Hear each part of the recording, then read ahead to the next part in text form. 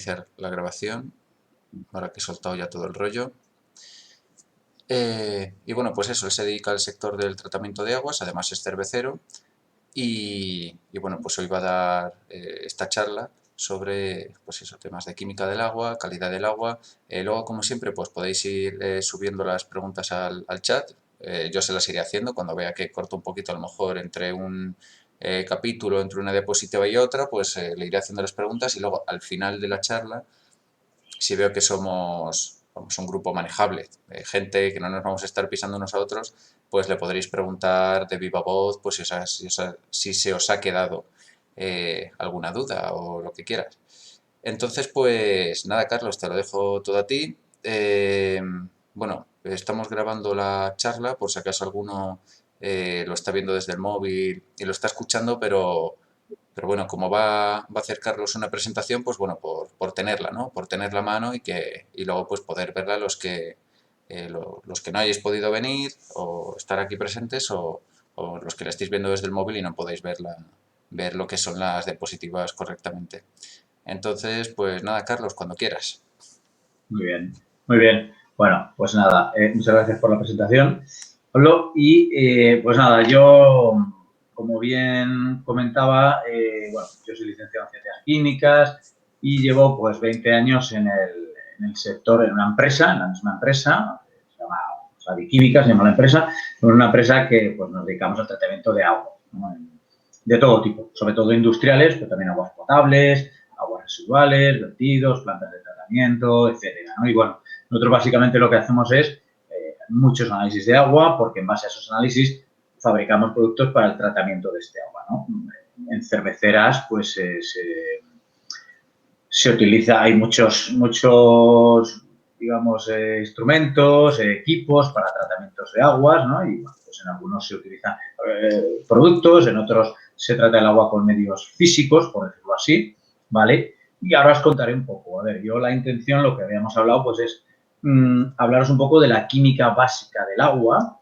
A lo mejor os comento cosas que ya sabéis, algunos, otras no. Bueno, mi intención es que sepáis un poco por qué un agua sabe de una manera, por qué un agua da un sabor a las bebidas, a la miel o a la cerveza, cómo se pueden solucionar si hay problemas o no, o realizar cambios en nuestro agua, ¿no? Porque todo esto podemos hacerlo, ¿vale?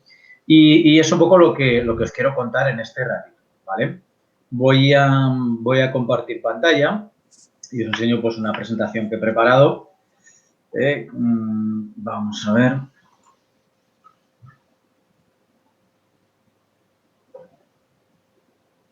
Bueno. Vale. Bueno, pues lo veis bien, ¿verdad, Pablo? Sí, perfecto, perfecto. Se ve muy Perfecto. bien. Vale, vale. Muy bien, pues entonces nada, en el índice vemos un poco lo que vamos a tratar en este ratito. Vamos a hablar de la polaridad del agua, que es importante porque tiene el agua ciertas propiedades debido a esta polaridad, que ahora veremos lo que es. Hablaremos de ácidos y bases y de la ionización del agua. Hablaremos de las sales minerales disueltas, que son las que nos van a dar pues, las distintas calidades de ese agua, que es un tampón y el pH.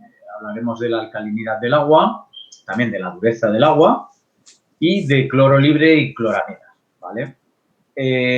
Luego iremos un poco más al detalle de estos análisis que comentaba Pablo, de dónde analizamos nosotros el agua,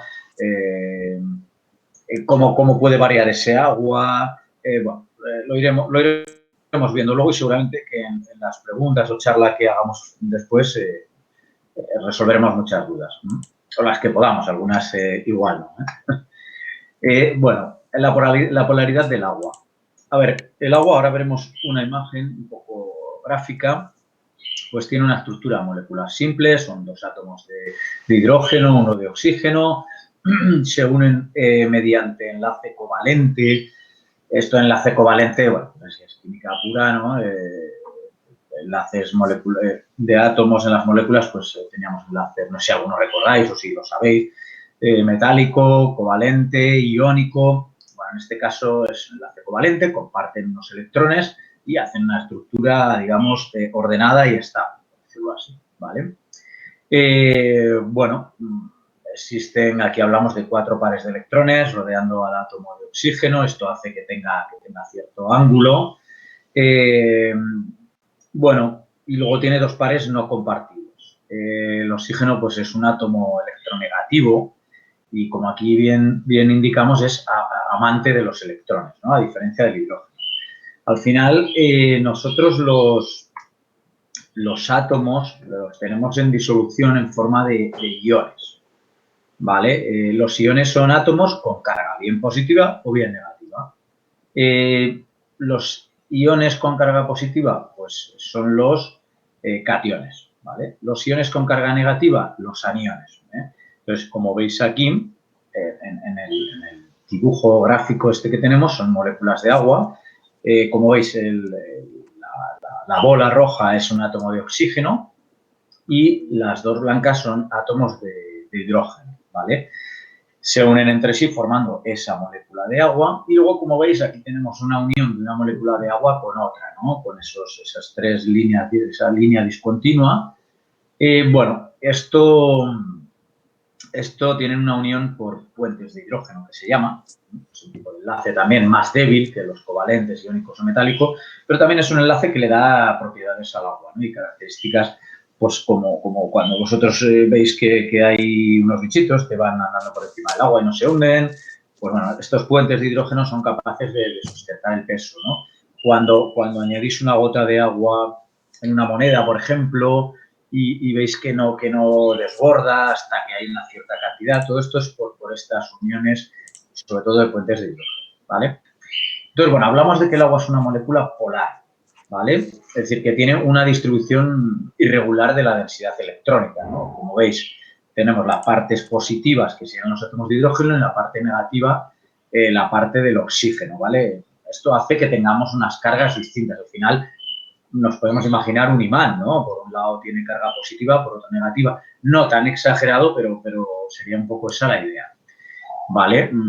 Existe una atracción electrostática de la carga parcial positiva de los átomos de hidrógeno con los átomos de oxígeno, ¿vale? Esto es lo que le da, como os digo, pues esas propiedades tan características del agua, ¿vale? Cuando hablamos de molécula polar, pues es esto, que hay una cierta distribución de cargas. Cuando no existe esto, las moléculas son apolares, ¿vale? Para que os hagáis una idea así de algo que conocemos seguramente todos, pues el agua, ¿por qué no se mezcla con el aceite? ¿No? Pues porque el aceite es apolar y el agua es polar. Entonces, no consiguen mezclarse, ¿vale? Porque en el aceite no tenemos esa distribución de cargas que hace que unas moléculas se unan con otras por esta diferencia de cargas, ¿no? Entonces, es por esto. Es la diferencia que podemos encontrar, ¿vale? Luego, por ejemplo, bueno, para que veáis por qué cuando nos lavamos las manos, por ejemplo, con agua y jabón, pues bueno, te lavas con agua y jabón, perdón, y bueno, pues interactúa con el agua, se disuelve y actúa como agente limpiador, por decirlo así. ¿Por qué cuando tenemos las manos impregnadas de grasa o aceite también el jabón nos lo limpia? Bueno, pues al final el jabón tiene una parte polar y una parte apolar, ¿vale? Entonces, cualquiera de las dos cabezas, la polar o la apolar, actuará uniéndose dependiendo si queremos disolverlo en un fluido, en un líquido apolar, pues tiene la cabeza apolar, que es la que lo va a disolver. Y si es polar, pues sería la otra cabeza. Un poco para que os hagáis una idea de por qué hablamos de esto, ¿no? Carlos, sí, perdona que te interrumpa un momento. Menciona uno de los oyentes, dice el tema de la tensión superficial que podría darse por las fuerzas de Van der Waals. Van der Waals también, sí. Sí, pero sí, en correcto. el caso del agua aquí, son... bueno, actúa un poco todo, ¿eh? Tenemos puentes de hidrógeno, fuerzas de Van der Waals. Al final son enlaces que no son enlaces fuertes, como los enlaces covalentes, iónicos o metálicos, ¿eh? Pero bueno, sí que son un tipo de enlaces, al final, pues, distintas cargas, pues bueno, de los distintos átomos, pero también se da, si no entre las moléculas de agua, entre los iones que ahora vamos a ver disueltos en el agua, también se pueden dar. O sea que sí, va por ahí también. Lo que pasa es que todo esto, para, digamos, definirlo bien, teníamos que entrar un poquito más en materia. Sí. Y creo que no. Claro, Sí, entonces hablamos así un poco por encima porque si no, al final, para cada cosita de estas tendríamos sí, es 2 horas, ¿no? una clase de química entera. De todas maneras, estas cosas, como bien has Exactamente. dicho, que puede parecer como muy abstracto, aunque no estemos entrando mucho en materia, pero al final, incluso midiendo con el densímetro el menisco, Sí, ese que se crea, o porque sí. cuando intentamos hacer una infusión con, yo qué sé, con higos o con castañas que tienen mucha grasa o con tal, se queda flotando un líquido que hay que eliminar. O sea, todo eso al final se explica por lo que tú Sí, estás diciendo. O sea, que parece eso muy, es. muy abstracto, muy teórico, pero que al final haciendo hidromiel estás usándolo. Es que vamos, Sí, es química, bueno, todo pues, química. pues, pues sí, sí. Yo es que, claro, como yo no hago hidromiel, pues esos detallitos sí que no los veo. En la cerveza, pues seguramente esto no nos pase, pero sí, sí, al final es por esto, ¿eh? Es como cuando pues, un vertido de petróleo en el mar, etcétera, ¿no? Todo esto, pero viene de ahí, de lo mismo que comentas, ¿no? De los aceites que pueda tener cada fruto, etcétera. Al final es por la polaridad, ¿no? El agua es una molécula polar. Hay otros aceites que son apolares y entonces, bueno, pues no conseguimos esa mezcla, ¿no? Por esta distribución de cargas. ¿Vale? Te dejo que Eh, continúes. vale, perfecto. Bien, bueno, si hablamos de iones y otras moléculas que se disuelvan o se puedan disolver en el agua, pues se debe a esta polaridad, ¿vale? Como hablábamos. Aquí, por ejemplo, en la imagen, pues bueno, tenemos un cristal de cloruro sódico, que es la sal común, ¿vale? Es el cloruro sódico. Su estructura cristalina, cuando esto se observa, es un cubo, es una estructura cúbica. Y ahí veis iones positivos y negativos, ¿vale? Los negativos serían los cloruros y los positivos serían el sodio, ¿vale? Bueno, ¿qué ocurre? Que cuando lo añadimos al agua, mezclamos, vemos que se disuelve. Nosotros añadimos sal al agua, otras sales, sulfato cálcico, carbonato cálcico, etcétera, ¿no? Sulfuro de calcio, cloruro de calcio, que normalmente son sales que se utilizan para un poco para construir el agua que nosotros queramos. Pues bueno, como veis, se disocia totalmente esa molécula y lo tenemos disuelto en el agua en forma de cargas, de cationes y aniones, ¿vale? Siempre tenemos que tener una compensación de cargas. Nosotros, por ejemplo, en el trabajo, nosotros trabajamos mucho con aguas industriales, entonces cuando tenemos cierta evaporación del agua, al final lo que ocurre, que esto también puede ocurriros a vosotros, ¿no? O lo veréis con los cacharros, cuando dejáis restos de agua, etcétera. ¿Qué ocurre? Que si nosotros evaporamos agua, vamos aumentando la concentración de esas sales, ¿no? Yo puedo tener un vaso de agua y decir, voy añadiendo sal y se va disolviendo, pero llegará un momento que añado tanta sal que no se va a disolver, por lo tanto, lo que no se disuelve está precipitado, que decimos, pero esto puede ocurrir al revés. Yo puedo tener un vaso de agua, añado una cucharada de sal, lo disuelvo y está totalmente disuelto, no hay nada precipitado, pero si empezamos a evaporar ese agua, ocurrirá que llegará un momento que habrá tal cantidad de sales que el agua, la cantidad de agua que hay no es capaz de disolverlo, ¿vale? Entonces precipita, que decimos, ¿vale? Entonces nosotros, como os comentaba, pues tenemos un simulador en el trabajo en el cual metemos un análisis del agua y vemos cuánto hay que evaporar para que se produzca la precipitación de las sales, ¿vale? ¿Y qué ocurre? Que por eso os cuento esto, que si yo en ese programa no meto un análisis de agua real, o que ya sepa yo por dónde tengo que tirar, el programa me dice que no puede confluir, ¿no? Esto muchas veces a mí me dicen, calcúlame cuánto agua gastaré aquí y cuánto producto. Y yo les digo, necesitamos un análisis del agua. Me dicen, no, invéntatelo. Yo me puedo inventar más o menos, pero al final, ¿qué ocurre? Que si yo no meto bien esta compensación de cationes con aniones, el programa no puede funcionar. A lo que voy es que siempre hay una distribución de cargas, una compensación de cargas, por decirlo así. ¿vale? No podemos añadir al agua solo cationes o solo aniones, ¿no? Al final no lo tenemos, si no está en disolución. Nosotros añadimos sales y esas sales al disolverse ya las tenemos en forma de cationes y aniones, ¿vale? Luego, cuando queráis, si alguna cosita pues no os cuadra mucho o no entendéis por qué, me lo vais a comentar. Vale, bueno, el agua tiene, pues como decíamos, propiedades únicas, ¿no? Incluso muchos programas de estos del cosmos y tal te dicen bueno, que no hay fluido como el agua, ¿no? Que se conozca por ahí fuera. Bueno, pues aquí nos dice, mira, que el hielo flota porque los puentes de hidrógeno mantienen las moléculas de agua más separadas en agua sólida que en agua líquida, ¿no? Bueno, pues para que veáis un poco todo eso que hablamos, al final nos da esas características del agua, ¿eh? Vale, luego pues también tiene propiedades físicas únicas, dice que tiene un alto calor de vaporización, una fuerte tensión superficial, que hablábamos antes también, un alto calor específico. Bueno, el calor de vaporización es la energía que necesitamos para evaporar un gramo de agua a una temperatura constante, ¿no? Y calor específico, pues al final es la energía que tenemos que aplicarle dentro de una misma fase para incrementar su temperatura en 1 grado centígrado, ¿vale?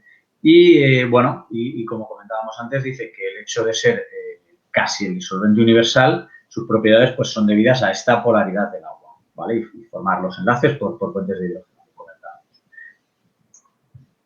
Bien, efecto hidrofóbico, porque claro, algo hidrofílico es que es atraído por el agua, hidrofóbico es que no se atrae por el agua, ¿no? Aquí dentro de los hidrofóbicos, pues son lo que hablamos un poquito antes, ¿no? Compuestos que contienen carbono e hidrógeno, ¿no? Al final, la química del carbono, que se dice, es la química orgánica, ¿no? Y la química orgánica, pues un poco nos hacemos todos idea de sustancias, pues más asociadas un poco al petróleo, etcétera, ¿vale? Bueno, aquí nos habla también, ya hablando un poquito de bioquímica, por decirlo así, pues bueno, nos dice que el efecto hidrofóbico es muy importante en la formación de membranas celulares, ¿vale? Como dice aquí, pues bueno, dice que el agua arrincona las moléculas no polares, ¿no?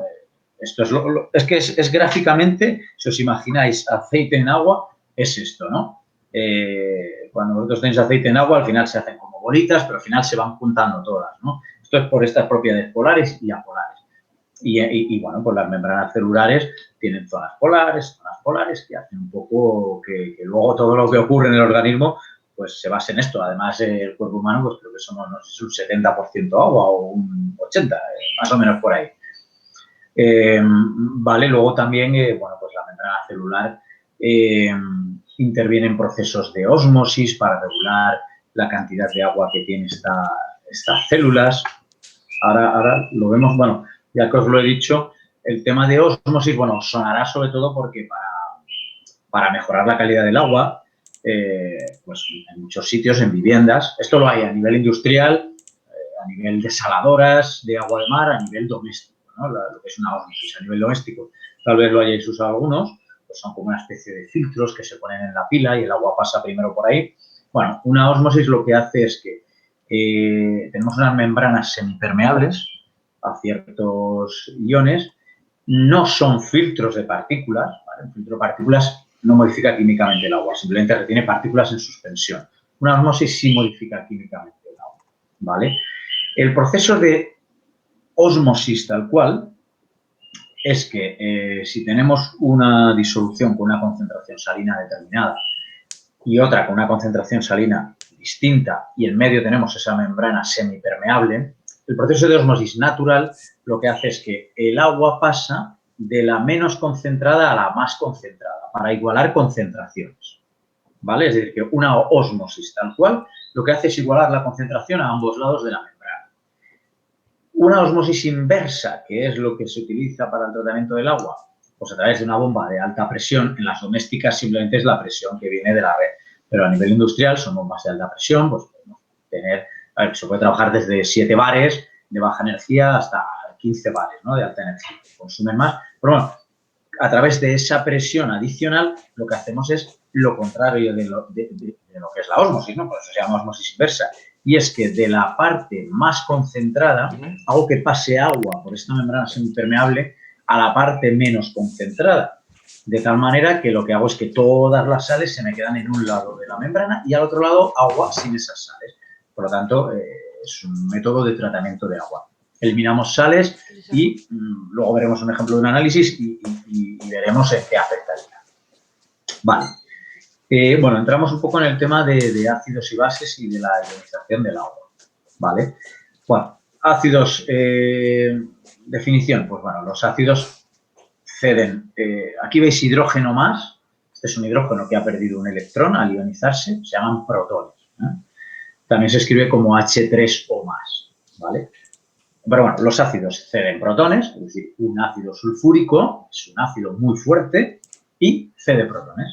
Las bases aceptan protones. Pues bueno, una base muy fuerte es la sosa y la sosa acepta protones, ¿vale? Y de esta manera al final se equilibran un poco las cargas del agua, que era lo que hablábamos antes. El pH, pues el pH es el menos logaritmo de la concentración de los iones de hidrógeno, ¿vale? Pues esto se mide la concentración de hidrógeno en el agua, se hace el logaritmo negativo, el menos logaritmo de esta concentración y el valor que nos da pues, es un número que será el pH. ¿Vale? pH, la escala es de 0 a 14.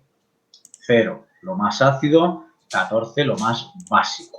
¿Vale? Ejemplos de ácidos muy fuertes, ácido sulfúrico, ácido clorhídrico, ácido nítrico también es bastante fuerte. Ejemplos de bases fuertes, pues sobre todo la sosa, por ejemplo, es una base muy fuerte, ¿no? Por eso estos productos que hablo, tanto los ácidos como los básicos, seguramente os suenen de utilizarlos como agentes limpiadores. ¿Por qué? Porque son muy fuertes, tienen mucha capacidad de disolver muchas sustancias.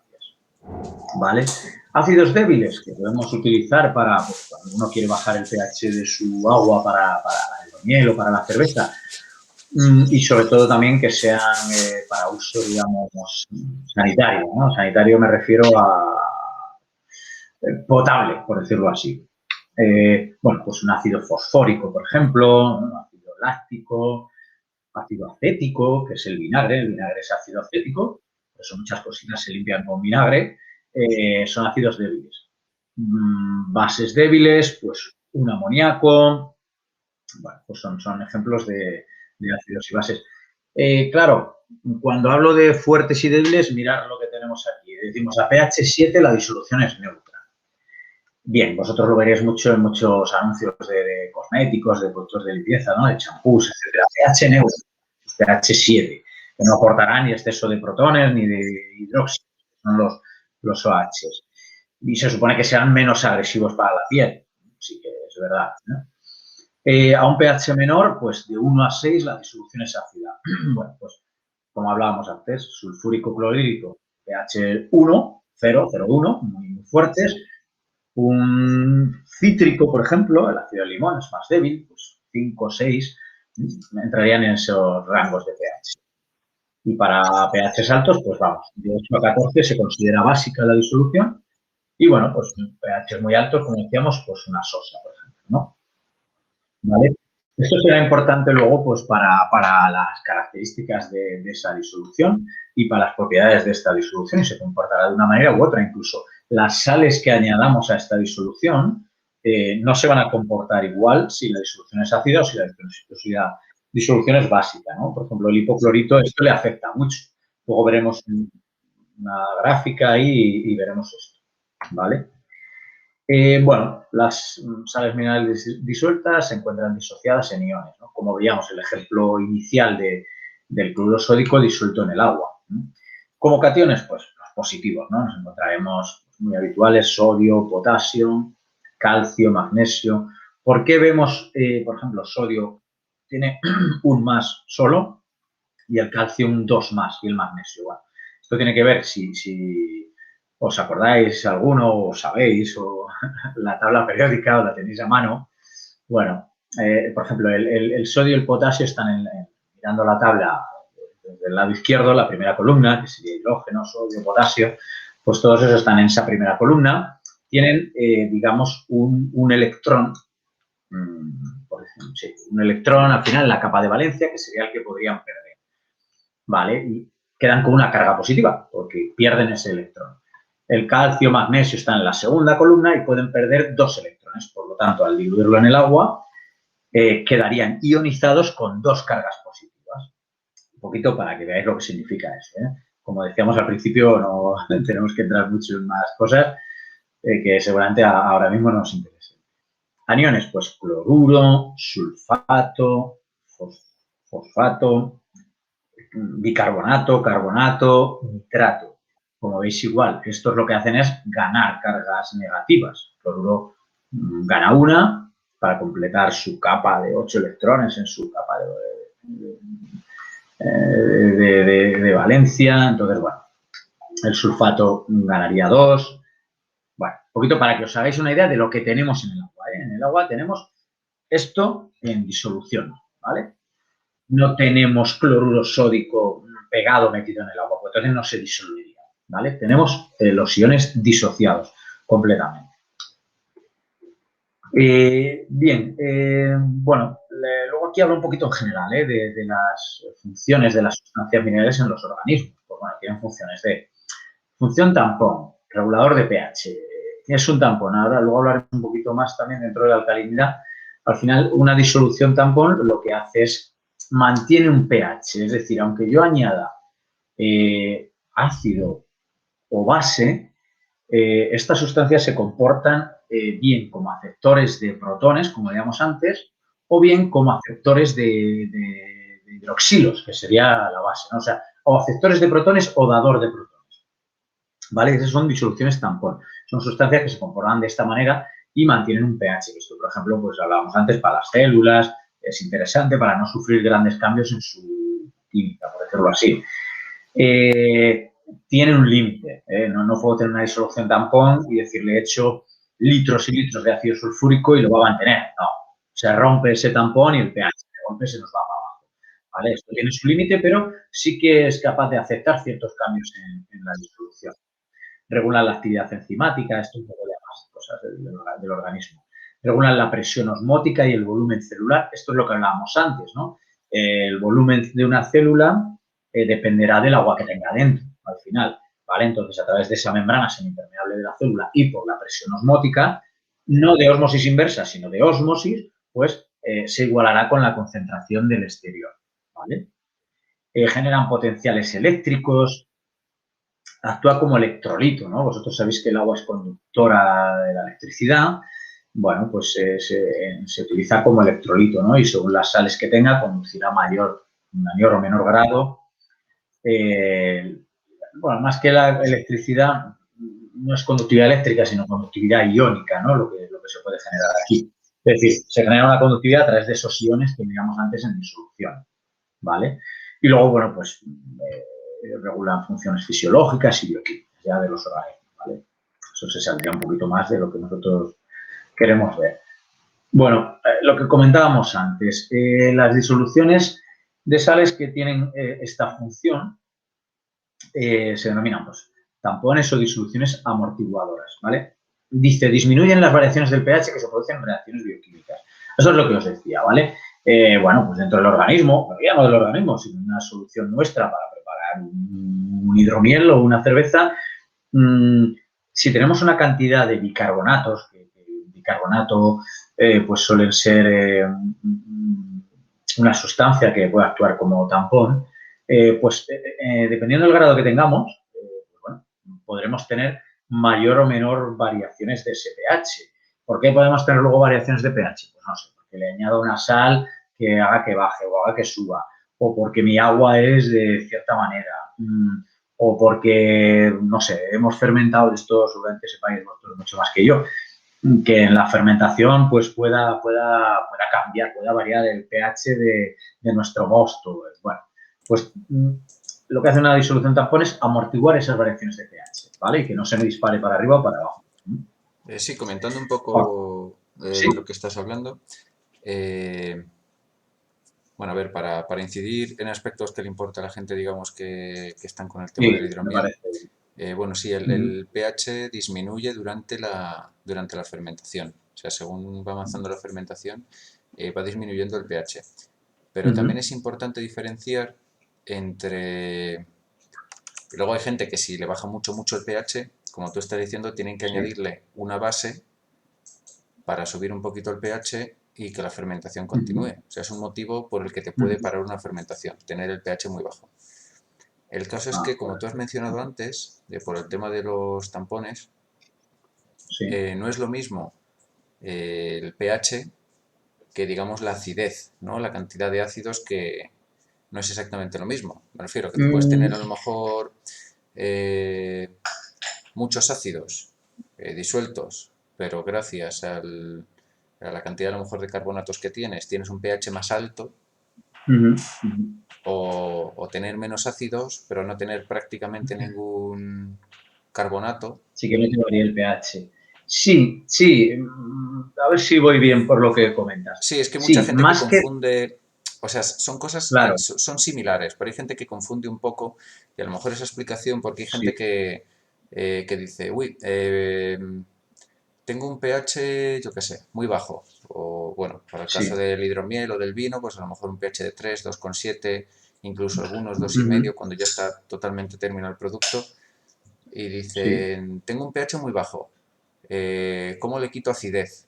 ¿Sabes lo que te quiero decir? O sea, ese es el concepto sí, de la acidez. sí, Muchas veces nosotros la asimilamos a un gusto, pues es uno de sí, los claro, 4 o de los 5 tipos de gustos, ¿no? Pues está salado, yo qué sé, dulce, tal, sí, ácido. Pero que no es lo mismo, es sí, un sí, poco para que a lo mejor hagas tú un poco la diferencia entre lo que es el pH de eso, de la vale. disolución o del agua en este caso, y lo que Ujú. son pues los ácidos, ¿no? Que no es lo mismo, pero bueno, son similares.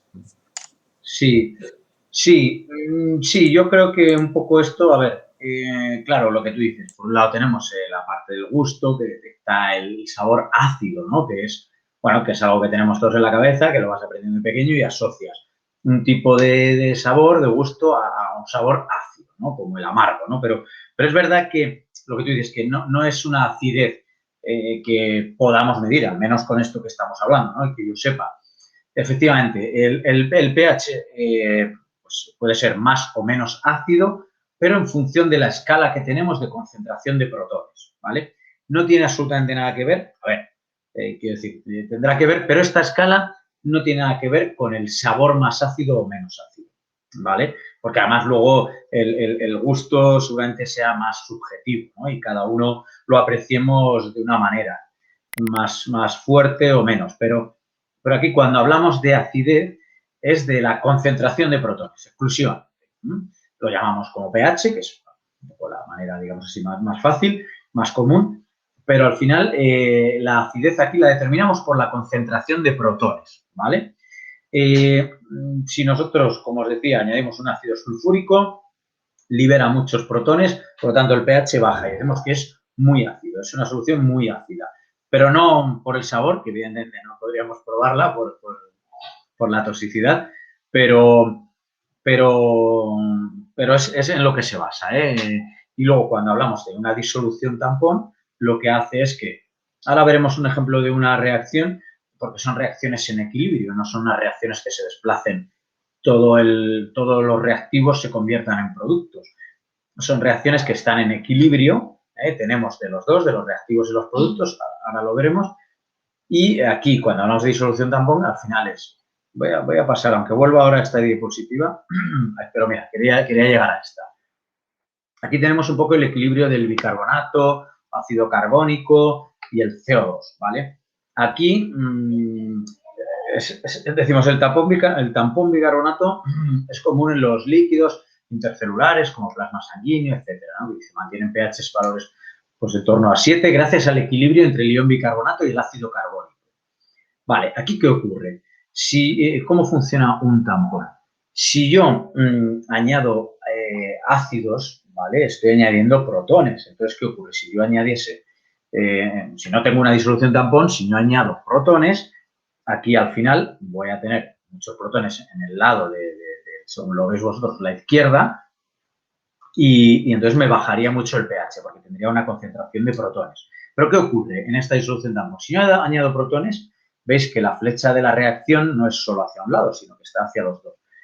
El equilibrio se me desplazaría hacia la derecha. ¿Y qué ocurre? Que si voy añadiendo protones, pues me va produciendo el ácido carbónico y si añado más, incluso llega a producir CO2. Es decir, que al final la reacción se desplaza hacia un lado o hacia otro, intentando mantener un pH estable, ¿vale? Que no todos los ácidos que yo añado, los protones, porque no se añade un ácido o dos ácidos, se añaden protones, ¿no? Y se añade sustancia ácida. Entonces, no todo lo que yo añado me va a bajar el pH y lo voy a tener como concentración de protones y cuando yo hago ese menos logaritmo que hablábamos me va a dar un valor muy bajo. No, no. Lo que va a hacer es que se va a desplazar y va a producir el H2CO3 o en su caso CO2 y entonces de esa manera no lo tengo todo como protones, sino que produce estas sustancias, digamos, se forman las sustancias que van hacia la derecha y no mido protones en el agua. Por lo tanto, mi pH, al no medir protones, no tantos como cabría esperar, pues no va a ser un pH de 3, por ejemplo, ¿no? Porque no mido esos protones, sino que tengo, pues como el ácido carbónico o incluso el CO2, y se me va desplazando, ¿no? Y forma agua. Y entonces no lo tengo todo en forma de protones, ¿vale? Luego todo lo que no esto entendáis o queráis incidir, me lo vais diciendo, ¿eh? Porque yo sé que a lo mejor hay cosas que no las tenéis a lo mejor muy frescas, ¿eh? Pero bueno, viene bien un poco conocer todo esto. Vale, bueno, pues volviendo aquí, entonces decimos, bueno, hablamos un poco, esto es en general, lo paso un poquito más rápido, ¿no? De que la mayoría de las funciones vitales, pues necesitan pHs próximos a la neutralidad, ¿vale?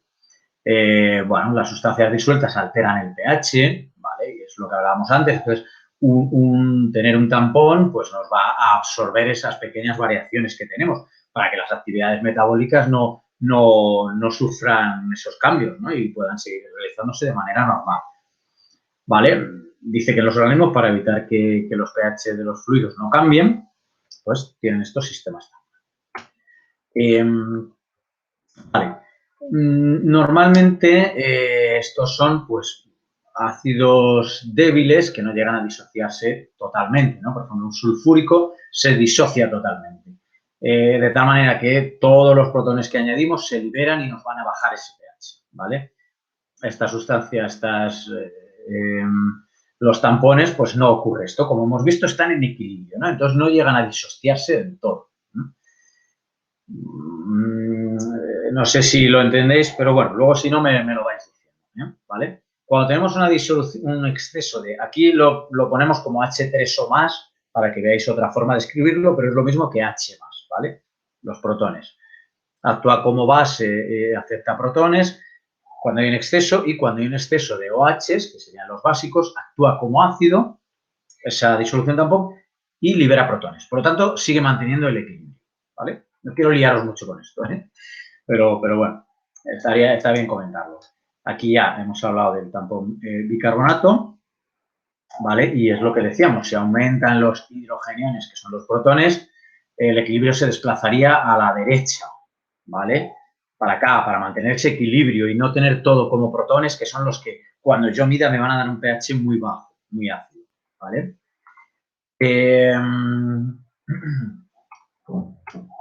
Estamos en este, perdón.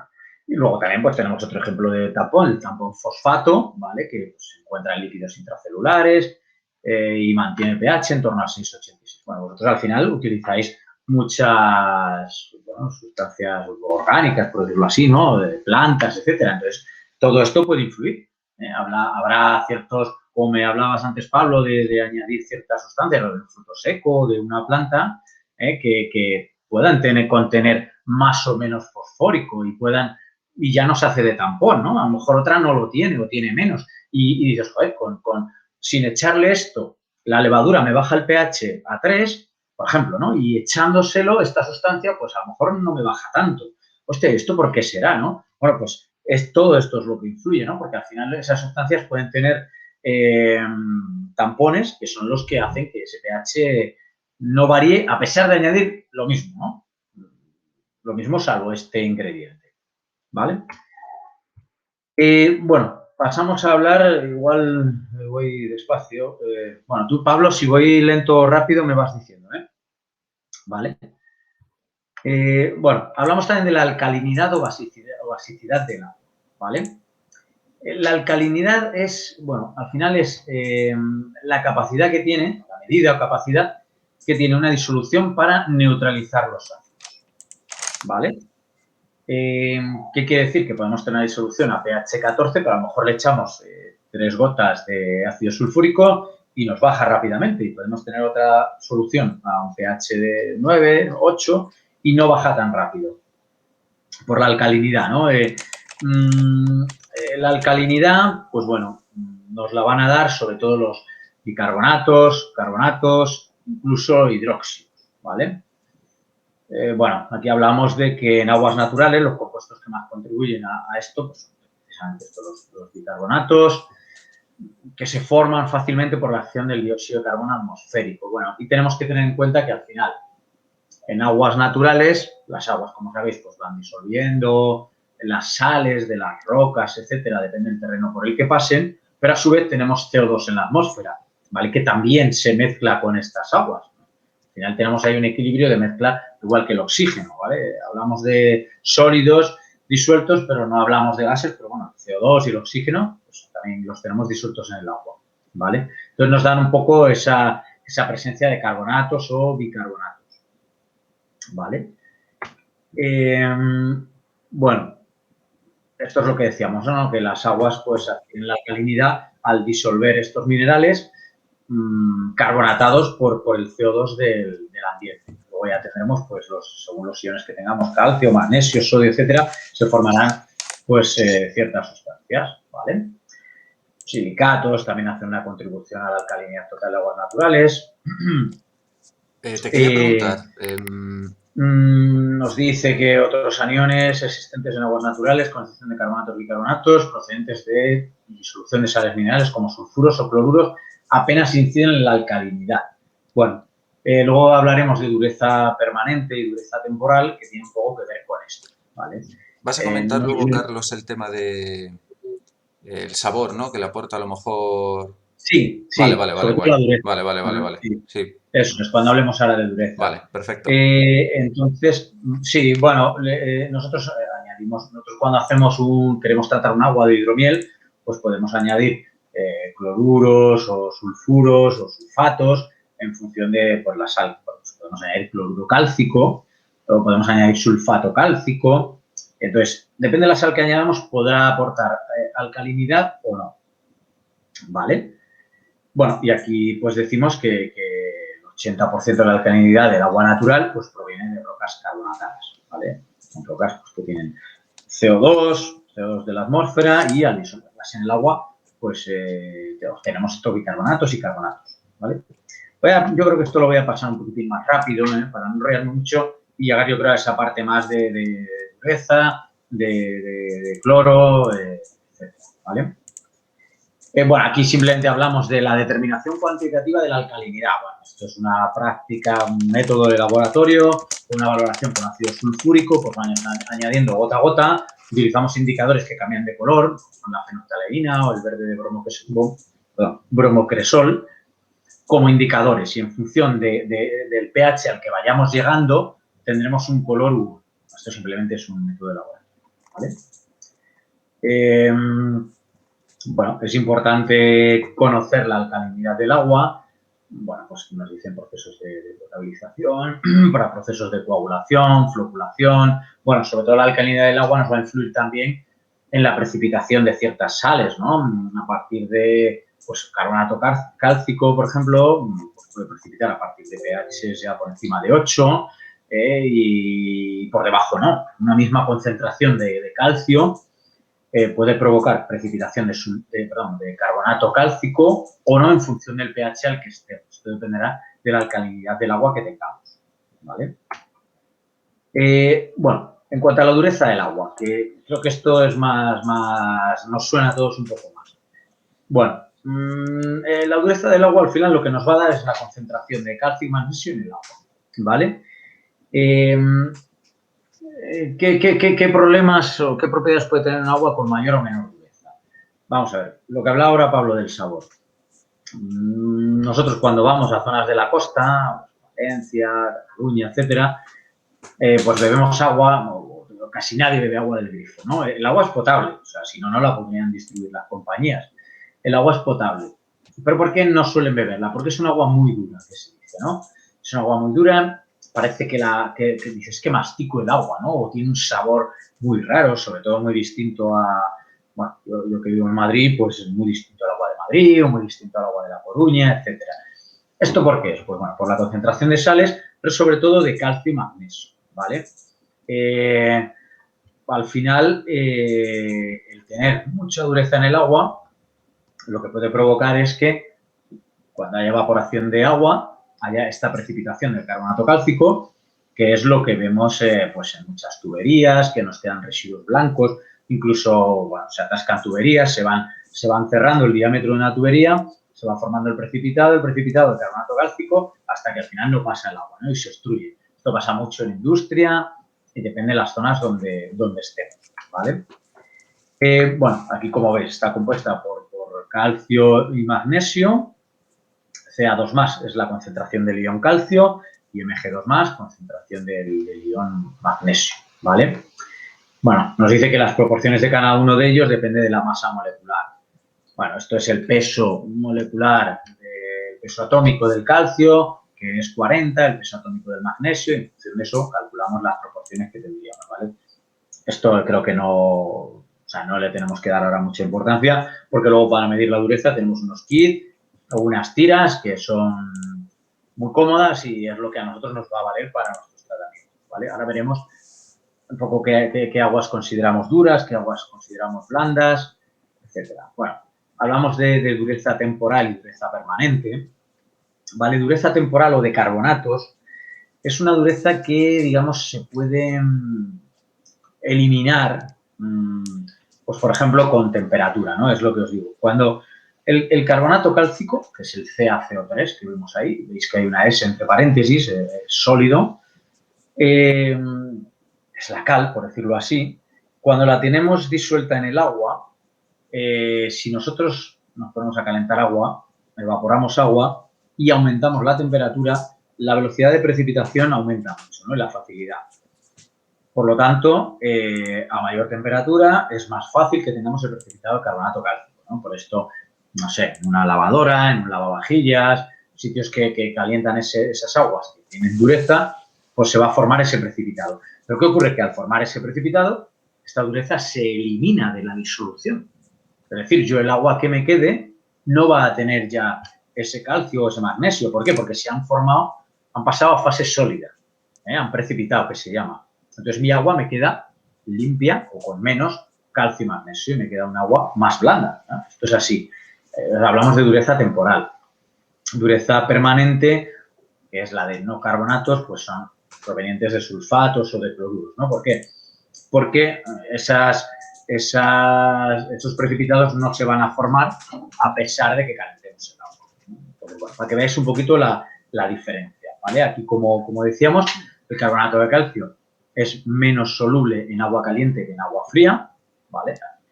Si os dais cuenta, la mayoría de las sales o de las sustancias o incluso que utilicemos en casa se disuelven más fácil en agua caliente, ¿no? No sé, un azúcar, un café, no sé, todo en agua caliente se suele disolver mejor. El carbonato cálcico es al contrario. Se disuelve peor en agua caliente, por eso es fácil que precipite, ¿vale? Bueno, aquí decimos que puede precipitar cuando la concentración de ácido carbónico se altera también. Aquí lo que veíamos un poco antes. El calcio va a precipitar con el carbonato. Si esa cantidad de carbonato pasa a bicarbonato o pasa a CO2 y sale del agua por evaporación, no tendrá la capacidad de precipitar con el calcio, formar el carbonato cálcico. Entonces, todo esto influye, ¿vale? Y todo esto va relacionado con el pH de equilibrio de la calcita, que es el carbonato cálcico, y la alcalinidad de los carbonatos. Como os decía antes, yo puedo tener una concentración del invento, 10 gramos por litro de calcio, ¿vale? Lo puedo tener a una cierta cantidad, pues a un pH, ¿no? Y no va a precipitar, lo tengo en disolución. En cambio, si yo subo el pH, se alcaliniza el agua, también subirá el nivel de carbonatos ¿Qué va a ocurrir? Que a partir de un pH determinado, por ejemplo, pH 8, 8,2, pues ese calcio se va a unir con ese carbonato, porque antes estaba en forma de bicarbonato y no iba a precipitar. En forma de carbonato sí que precipitará y se forma el compuesto que hemos visto antes, el CaCO3, se forma el sólido y precipita, se nos va al fondo. Y lo hemos quitado de la disolución de agua. Luego viene el problema para quitarlo del sólido donde lo tengamos, ¿no? Lo digo un poco por tema de tuberías y todo. Pero bueno, es esto lo que ocurre. Entonces, siempre cómo se comporte esa calcita va a depender del pH al que trabajemos. ¿Vale? Y la dureza permanente, pues es lo que hablábamos. Proveniente de cloruro de calcio, cloruro de magnesio, que no va a ocurrir esto, por lo tanto no se formarán estos precipitados. ¿Vale? Bueno, de hecho, aquí lo que nos dice es que la solubilidad disminuye aumentando la temperatura. Perdón, este es el carbonato cálcico. Esto es al contrario, ¿vale? Dice que las sales son más solubles según sube la temperatura, cuando el carbonato cálcico era lo contrario, ¿eh? Según subía la temperatura, disminuía la solubilidad, ¿vale? Bueno, ¿cómo medimos la dureza del agua? Bueno, tenemos varias unidades que son, pues podemos medir en miligramo litro de CaCO3, carbonato cálcico, o ppm de carbonato cálcico. ppm es parte por millón, ¿vale? Podréis encontraros, esto ya en casos muy aislados, pero nosotros en ciertos tipos de circuitos de agua sí que lo vemos, la unidad en ppbs, que es partes por billón. Esto es cuando hay concentraciones muy, muy, muy bajitas, ¿vale? Y para no poner muchos ceros, pues se ponen en ppbs, ¿vale? Miligramos de carbonato cálcico en un litro de agua. También se miden en grado alemán, equivale a 17,8 miligramos litro y se pone como DH con el simbolito del grado. El grado francés, el más utilizado suele ser el grado francés, ¿vale? El grado francés, que es grado FH, grado inglés, ¿vale? Bueno, distintas unidades. Normalmente el que dio como en nuestro tratamiento de agua, o sea, el grado francés es el mayormente utilizado, equivale a 10 miligramos litro.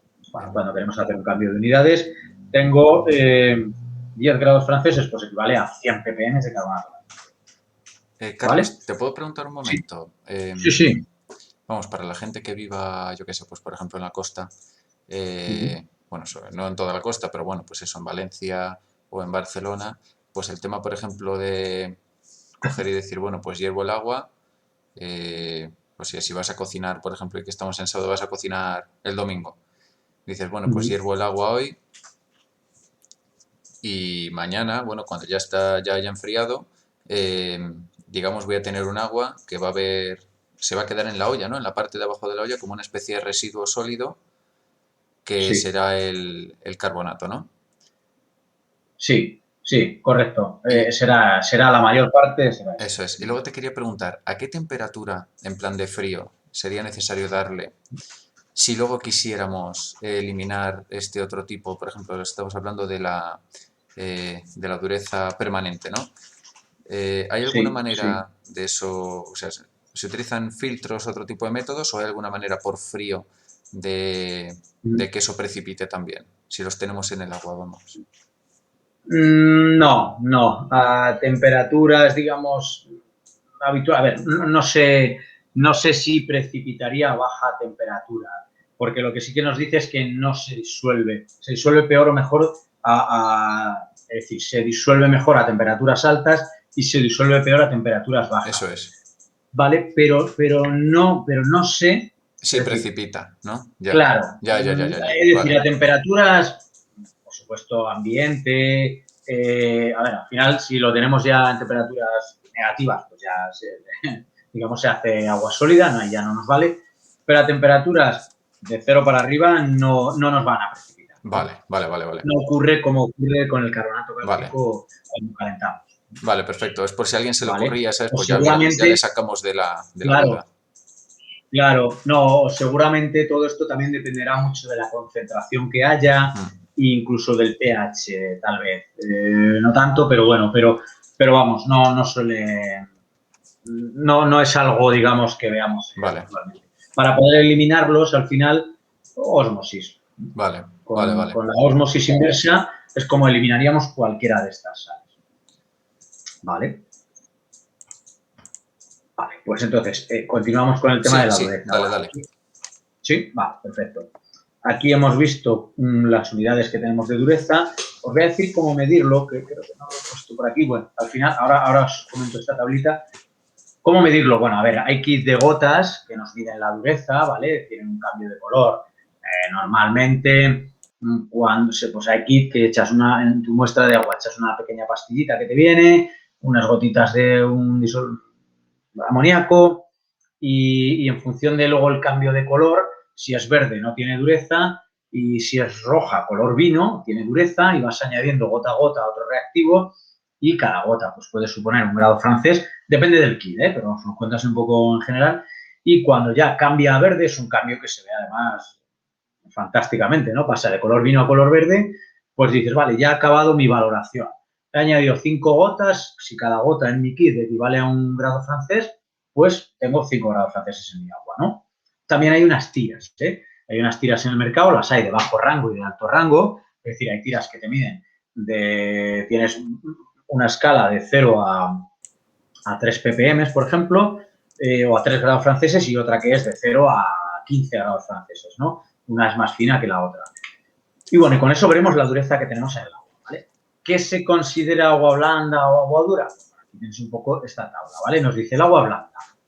Para aguas que tengan menor o igual a 1,7 grados franceses. Bueno, yo hablo en grados franceses. Tenéis a la izquierda el miligramo litro, por si a vosotros es la unidad que más frecuentáis, ¿vale?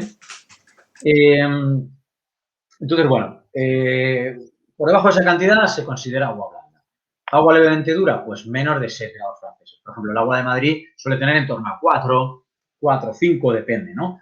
Entonces es un agua bueno, levemente dura, pero al final es un agua blanda. Moderadamente dura, agua dura y agua muy dura, mayor de 18, ¿vale? Las aguas muy duras al final son aguas que te dejan todo con lo que uses ese agua, te lo va a dejar blanquecino, manchado, etcétera. ¿Por qué? Porque hay agua que evapora, no directamente a 100 grados, sino simplemente por presión y pasa a la atmósfera, ¿no? Como cuando se seca la ropa o dejamos secar un coche al aire libre, eso no está a 100 grados, simplemente son moléculas de agua que pasan al aire, que luego es lo que nos da la humedad relativa.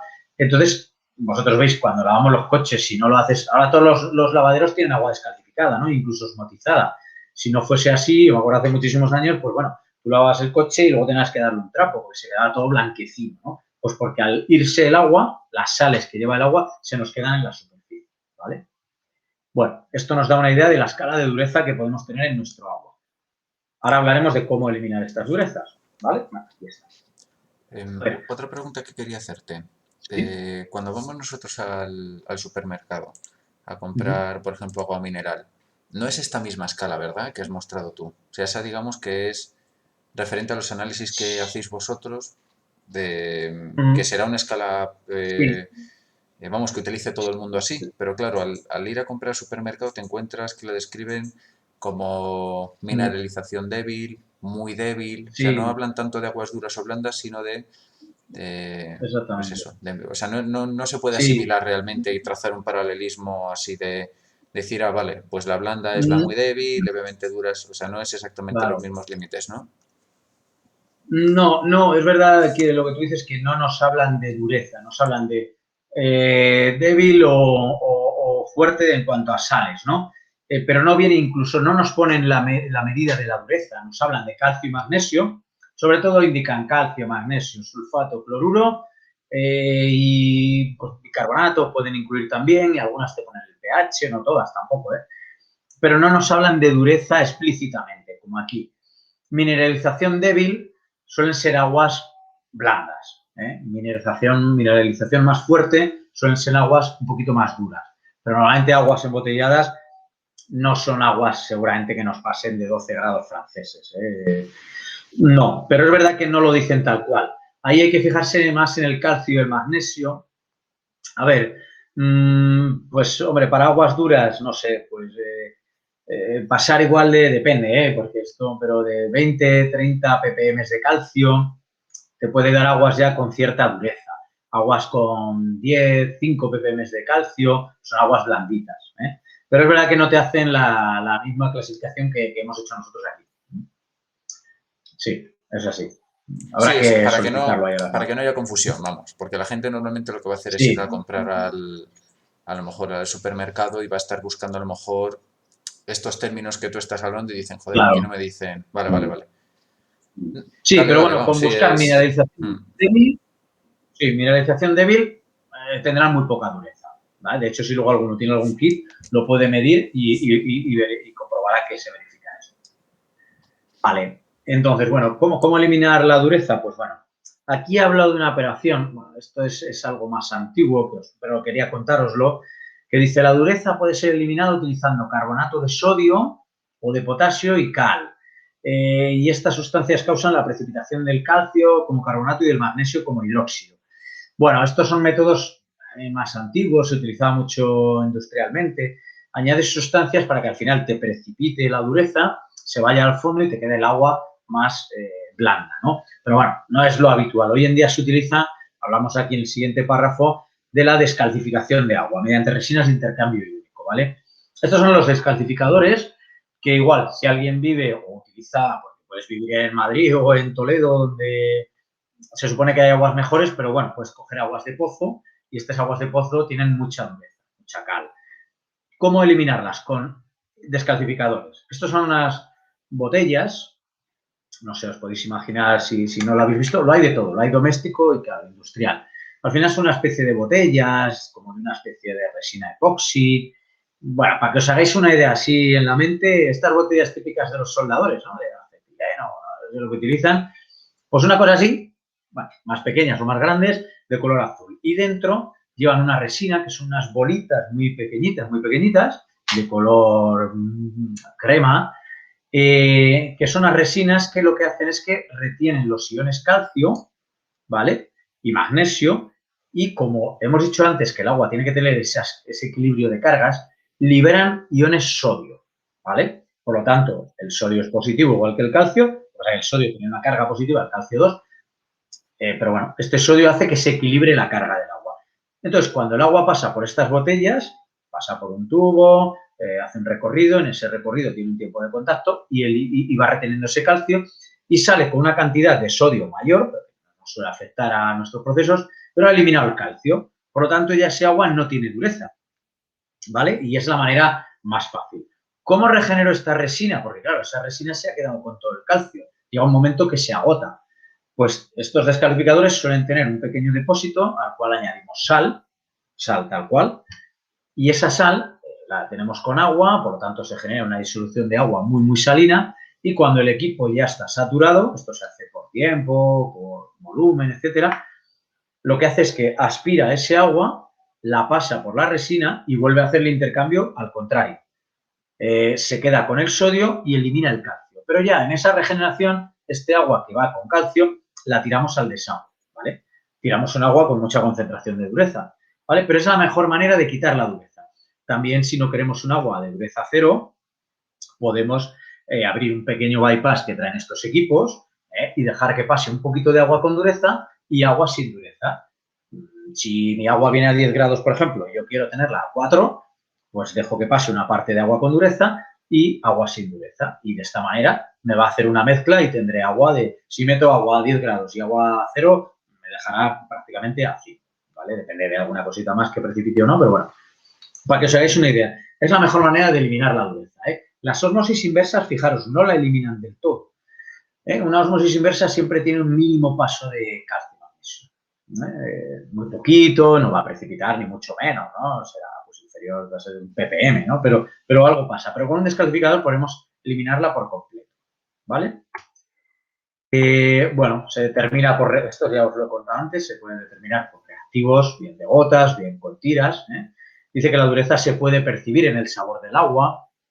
A ver, esto es, también es un poco la costumbre que tengamos, ¿no? El paladar que tengamos, pero bueno, como os decía antes, si cogemos un agua de Madrid, por ejemplo, de La Coruña, que son muy buenas, y un agua de Valencia, probamos y notaremos la diferencia, ¿vale? También las aguas muy duras, bueno, aquí dice que puede provocar incrustaciones de los carbonatos en conducciones de lavadoras, calentadores, un poco lo que os contaba antes.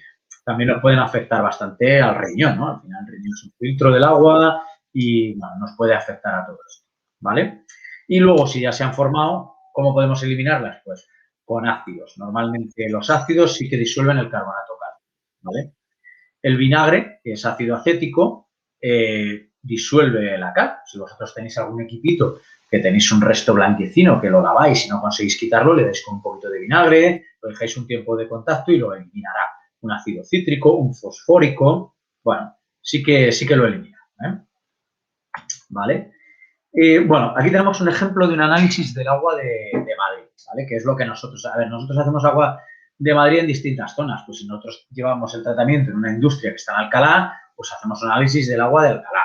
Si tenemos una industria que está en Boadilla, pues hacemos un análisis del agua de Boadilla, porque luego será de lo que yo parta para hacer nuestros tratamientos, ¿no? Entonces, esto podrá variar de una zona a otra, pero este en concreto no recuerdo de dónde es, como veis es del 2016. Pero bueno, yo a lo largo de los años, como os decía al principio, llevo 20 años ya aquí y el agua de Madrid en 20 años no ha sufrido variaciones significativas, claro, significativas depende para qué procesos, ¿no? Si es para una farmacéutica, pues seguramente, bueno, iba a decir, pequeña variación afectará en el producto, pero ni siquiera, porque una farmacéutica para sus productos, por supuesto que tiene osmosis inversas y hace el agua como ellos quieren, ¿no? Pero bueno, no son variaciones significativas las que yo he visto a lo largo de estos años.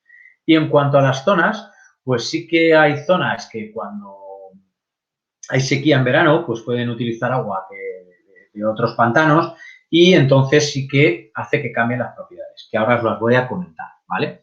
A ver, nosotros aquí hablamos de pH 7,26. Este pH, como hemos hablado antes, es prácticamente neutro, ¿no? Por lo tanto, pues muy bien. Conductividad.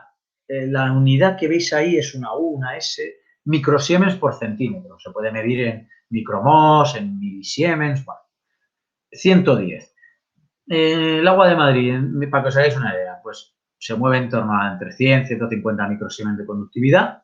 Es un agua con poca conductividad, es conductividad iónica, ¿vale? Todos los iones que tenemos disueltos son los que nos producen esta conductividad. Si tenemos muchos iones disueltos, la conductividad subirá mucho. 500, 1000, 2000, ¿vale? Y esto ocurre. Hay zonas en Barcelona, por ejemplo, que la calidad del agua de red tiene, no sé, 500 microsiemens, 700 microsiemens. Bueno, un agua de un pozo pues puede tener igual 600 microsiemens, 700 microsiemens. Un agua destilada, una de estas que compremos, pues destilada, no la de botella de beber, sino en agua destilada, pues puede tener a lo mejor, enseguida se contaminan, pero bueno, pues puede tener 1, 2, 3, 5 microsiemens, ¿vale? Y un agua de botella, pues a lo mejor la tenéis en 80, 90 microsiemens, para que os hagáis una idea, aunque dependerá siempre de las marcas. La conductividad al final nos da una idea del total de sales que tenemos disueltas, ¿vale? De hecho, abajo en mayúscula, la cuarta por abajo, tenéis el TSD, que es total sólidos disueltos, que tiene una proporción directa con la conductividad, ¿vale? Tienen un factor, pero tienen mucho que ver. Por esto, la conductividad me lo va a dar en función de las sales que tenga disueltas, ¿vale? Si yo tengo un agua, hay equipitos que miden la conductividad, ¿vale? Tipo boli o más complejos, pero bueno, yo tengo un agua con una conductividad X, el agua de Madrid, 110, le añado sal, le empiezo a añadir sal, voy midiendo y veréis que esa conductividad se dispara. La sosa aumenta mucho la conductividad, es decir, todo esto le afectará, ¿vale? Después tenemos la turbidez. La turbidez nos da un poco el grado de ensuciamiento de sólidos en suspensión que puede tener el agua, ¿vale? No disueltos, sino en suspensión, por lo general, aunque el color le puede afectar, pero bueno, no nos va a afectar mucho al proceso vuestro. Alcalinidad P y M. Alcalinidad P y M son alcalinidad total, alcalinidad parcial, ¿vale? En función de si es carbonatos, o si también incluye los hidróxidos, ¿vale? Bueno, más que nada quedaros con lo que os he contado antes. Nosotros aquí sí que ponemos la dureza total. Como veis, ponemos dureza total en miligramos litro de carbonato cálcico, en lugar de en grados franceses. Bueno, pues si tenemos 48 miligramos litro, que son ppm, son 4,8 grados franceses, porque acordaros que tenía que dividirlo entre 10, ¿vale?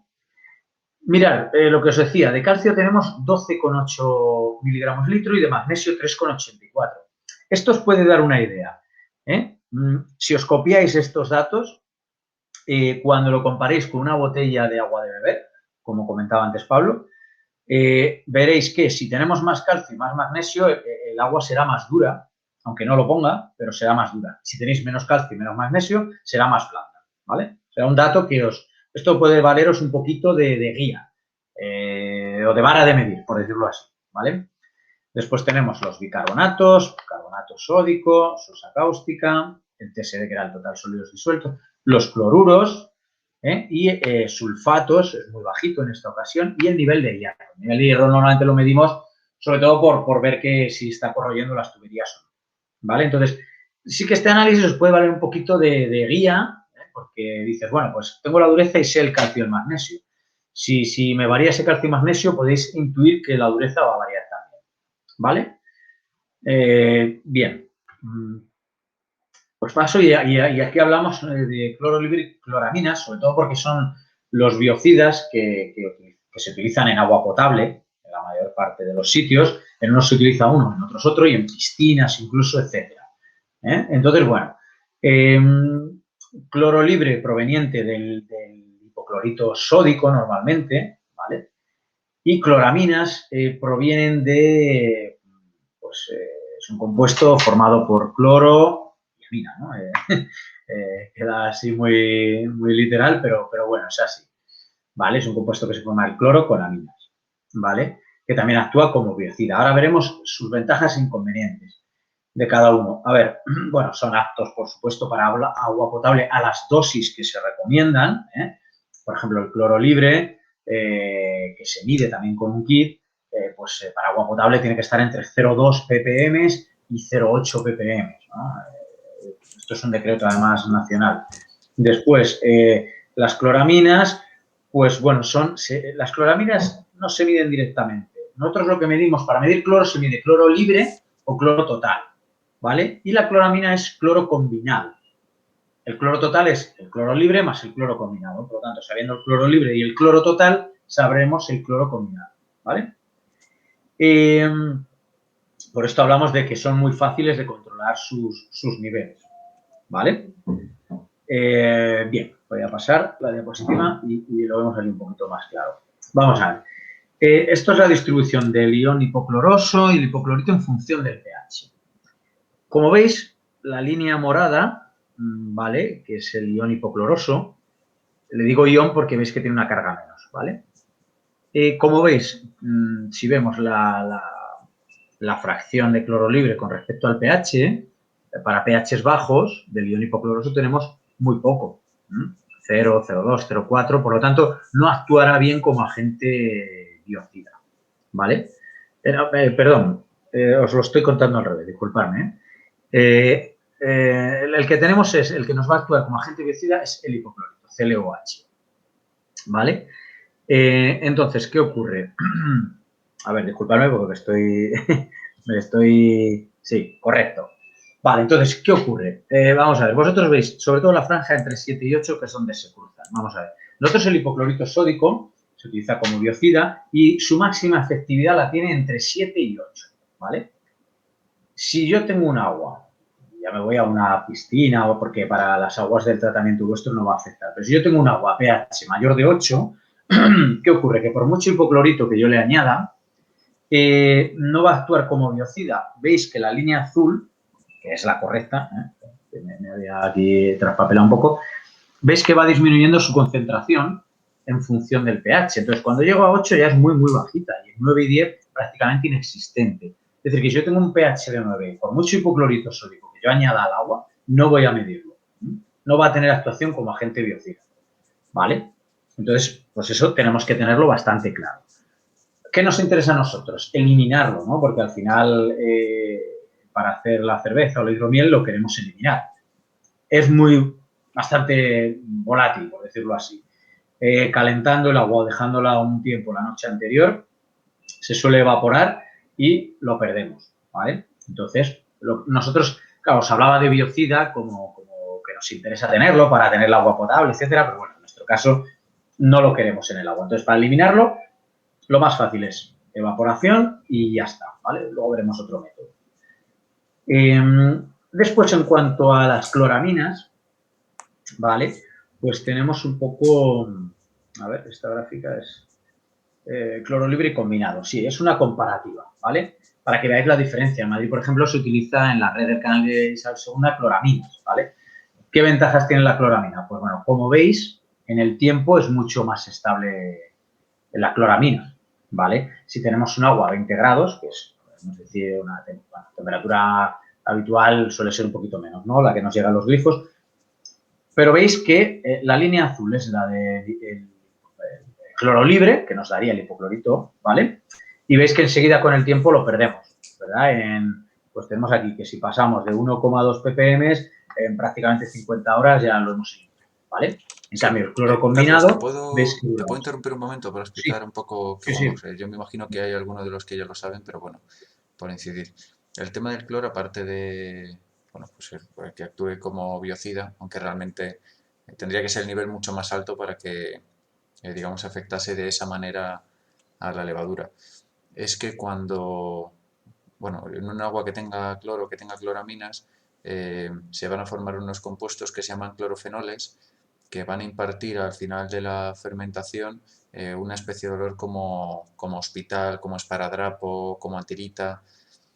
Entonces, bueno, pues por eso se quiere también eliminar. Entonces, como tú estabas diciendo, una manera fácil que habría que saber si en el agua tenemos cloro o tenemos cloraminas, que sería mirando los análisis. Una manera fácil, si solo tenemos cloro libre, es como tú has dicho, hirviendo el agua o dejando a lo mejor 24 horas, ¿no? Vemos que aquí en tu gráfica, que se ve bien, Sí, sí, en las primeras 24 horas la línea azul, vamos, tiene una pendiente muy acusada y prácticamente, bueno, pues bajo unos niveles, vamos, sí, un 80% se ha evaporado, ¿no? Digamos. correcto. Y luego, bueno, pues si esperamos ya 2 días, pues más todavía. Pero bueno, que con esperar 24 horas hay mucha diferencia. Lo que tú estás comentando es ese tema, que en Madrid tenemos cloraminas y esas no se van hirviendo el agua, habría que hervirla, pero hervirla muchísimo más tiempo y que tampoco se van esperando a que teniendo el agua ahí destapada. Es un poco en la práctica, ¿no? Que tenemos nosotros para hacer hidromiel, o en tu caso cerveza, el agua de Madrid, con dejar el agua destapada durante un día, no se va a notar prácticamente el efecto en el cloro que vamos a tener en el agua de Madrid. Creo que ahora a lo Eso mejor es. nos pasa a comentar cómo eliminarlo o cómo tratarlo, ¿no? Eso es. Eso es, vale, Sí, vale. eso es. Sí, sobre todo esta gráfica creo que es muy visual para esto que hablamos, ¿no? De la diferencia del cloro libre y el combinado, ¿no? Que sí que también su eliminación por evaporación dependerá de la temperatura, pero no como el cloro libre, ¿vale? Aquí cuesta mucho, ¿no? Entonces, a ver, esto tiene una ventaja, os explico por qué lo echan, ¿eh? Aunque no os vale para hacer el hidromiel, pero bueno, esto tiene una ventaja con respecto al agua, que es que nos dura mucho más tiempo, por lo tanto mantenemos el agua desinfectada mucho más tiempo, ¿vale? Y sabemos que hay conducciones pues muy largas, muchos metros de tuberías, etcétera, entonces, claro, para que afecte lo menos posible, ¿no? Porque en verano puede afectar el calor y se nos evaporaría muy rápido el cloro libre, bueno, un poco por todo esto, ¿eh? Aunque para nuestro proceso no lo queremos. Aquí vemos también un poco las distintas, a ver, la cloramina al final es, si tenemos amoníaco y añadimos este cloro, el amoníaco es NH3, bueno, pues lo que vamos haciendo es que sustituimos hidrógenos por cloro, ¿no? Entonces tenemos uno que es tricloruro de nitrógeno, otro que es la dicloramina, y otro que es la monocloramina, ¿no? Que es la que se suele utilizar, sobre todo, como veis, por los rangos de pH, ¿no? La mayor concentración de cloro combinado la tenemos a partir de pH, pues ahí donde se cruzan la línea morada y azul, ¿vale? Entonces, es la que utilizamos. Bueno, simplemente para que vierais los tipos que hay. Y bueno, y aquí hablamos de cómo eliminar este cloro libre o el cloro combinado. Entonces, bueno, metabisulfito de sodio o de potasio pueden eliminar cloramina, ¿vale? También el cloro libre porque lo neutralizan. Nosotros lo utilizamos industrialmente, se utiliza mucho y es apto para agua potable, ¿vale? Aquí dice que normalmente el sodio suele causar sabores en la cerveza, pues seguramente también hidromiel, y entonces el metabisulfito preferido es el de potasio, ¿vale? Porque al parecer no genera estos sabores, ¿vale? Como al añadir el metabisulfito también añadimos sodio o potasio, porque es lo que forma esa sal, pues claro, nos van a quedar residuos. Entonces, hablan de que en este caso el de potasio pues, no genera estos sabores, ¿vale? La cloramina también puede ser eliminada con adición de ácido ascórbico, vitamina C, ¿vale? He visto, bueno, por aquí que en torno a 5 gramos cada 100 litros. Luego he visto otras dosificaciones en otras lecturas, pero bueno, puede ser esa un poco la idea de dosificación, ¿vale? Pero bueno, yo al final, y os lo digo tanto a nivel industrial como yo hago como aquí, el tratamiento con filtros de carbono activo. El carbono activo nos va a eliminar tanto el cloro libre como las cloraminas del agua. Incluso elimina ciertos sabores, olores, ¿vale? Carbono activos son filtritos. A ver, esto puede ser a nivel industrial, son gigantes, a nivel doméstico pueden ser filtros de este tamaño, como las ósmosis inversas que comentábamos. De hecho, muchas ósmosis inversas domésticas incluyen varios filtritos, que uno es la membrana de ósmosis y otros son, perdón, filtro de partículas previo y filtro de carbono activo incluso también, porque el cloro le afecta a las membranas, las puede oxidar porque es un halógeno, es un agente oxidante. Por lo tanto, lo suelen llevar también. ¿Cómo sabemos cuándo está agotado un filtro de carbono activo? Que eso es importante. A ver, todo va a depender del cloro que vaya llegando. Y esto puede variar. Puede variar en la dosificación del municipio, etcétera. Entonces, aquí lo ideal es, pues antes de utilizarlo, hacerle pasar agua, medir cloro a la entrada y a la salida. Ver que sale bien, correcto. Si sale mal, nos toca cambiarlo. Pero es difícil, a ver, yo tengo filtros de carbono activo que para previos a osmosis inversas, no muy grandes, que igual lo cambian el carbón cada año. Un poco preventivo, ¿no? Tampoco se hace midiendo. Entonces, bueno, para que os hagáis una idea. Pero la mejor manera de eliminarlo, para mí, filtros de carbono activo. Sobre todo es cloramina, ¿eh? El cloro libre, al final, lo que hablábamos antes, si lo dejamos de un día para otro, se evapora y ya está. ¿Vale? Pero el cloro, perdón, el filtro de carbón va a eliminar olores, sabores, ¿vale? Bueno, no me acordaba ya que era la última. Entonces, bueno, pues voy a dejar de compartir pantalla y si queréis vemos algunas preguntas que queráis que veamos. Vamos a ver, aquí estoy. Sí, Bien. bueno, lo primero No sé si he ido... Sí, dime, No, dime. perdona, Pablo, te iba a decir que no sé si he ido muy rápido o No, no. no, bien, bien, Bueno, bien, el caso es que perfecto. O sea, creo de que... hecho, yo creo que Sí, has profundizado en los aspectos un poco, vamos, que yo te indiqué un poco que a mí personalmente, que yo sí, creo que también es eso un es que poco os el podría tema interesar más. de los hidromieleros que más les interesaban también, el tema de los análisis de agua, por ejemplo, que se ven en Madrid, que son los que tú nos mandas. Sí que es Ujú. cierto que esto, que no todas las comunidades, claro, porque aquí en Madrid es el canal de Isabel II, pero claro, en cada comunidad autónoma, en este Ujú. caso que hablamos de España, el organismo que gestiona el agua, pues a lo mejor es diferente, ¿no? Entonces no en todos dan la misma información ni con la misma periodicidad, algunos en lo que es más fácil encontrarla, otros más difícil, ¿no? Ujú. Sí. Sí, sí, esto es. El tema del agua, claro, varía mucho. Esto, de hecho, pues en Madrid capital, pues está, bueno, Madrid capital y la mayoría, muchos de los pueblos, sobre todo los más céntricos, pues se abastecen del canal de Isabel II y son unas características muy regulares siempre, ¿no? Como os decía antes, en 20 años he visto muy pocas variaciones, ¿no? Creo que nunca la he visto a más de 200 microsiemen, que recuerde, ¿no? Entonces, pues bueno, todo eso aquí lo tenemos muy bien, pero luego hay muchos pueblos, muchas zonas que no es así, o ciudades más pequeñas, ¿no? Que pueden variar. Esto siempre antes de hacerlo conviene tener un pequeño kit y antes de hacer nuestra producción podamos valorar esto, ¿no? O si ya estamos seguros de que apenas varía, pues bien, pero sí que puede variar. Yo me he encontrado, por ejemplo, pues un pueblo de Ávila, ¿no? Y llegar el fin de semana y abrir el grifo del lavabo y decir, ¿cómo huele a lejía? ¿No? Y, ostras, pues si la última vez que vine fue hace un mes, no creo que sea de la limpieza del lavabo en sí. Y bajarme al coche, sacar unas tiras de medir cloro, que hay unas que miden cloro libre y son muy sencillitas, hay unas tiras que incluso miden alcalinidad, cloro libre y pH, son de piscinas además.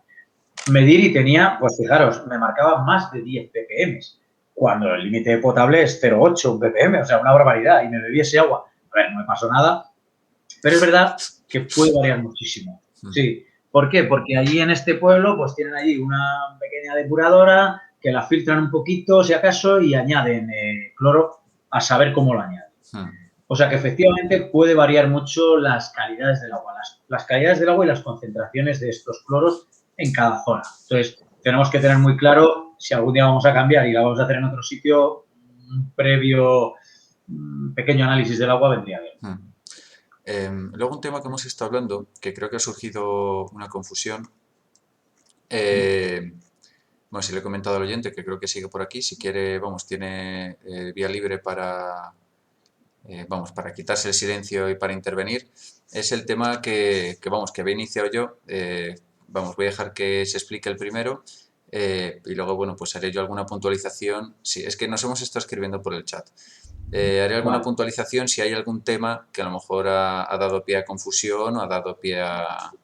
o que no se me ha entendido a mí cuando te lo estaba preguntando. Vamos, entonces, no sé si me está escuchando la persona, veo que sigue en la charla, entonces pues se tiene que desilenciar o quitarse el... y nada, pues le dejamos intervenir. Sí, activar el micrófono. Sí. O bueno, si tiene alguna dificultad porque está haciendo alguna cosa o lo que sea, pues que lo escriba en el chat. Vamos, a nosotros nos da igual. Y si no, paso a comentarlo yo para ver si a la gente le queda un poco más claro o ha habido alguna confusión o lo que fuera. Vale. Sí, yo estoy leyendo por aquí algo de la acidez. Sí. Vale, pues si te parece lo comentamos un momento. Y ahora, bueno, veo que hay alguien que se ha desilenciado. ¿Quieres hacer alguna pregunta?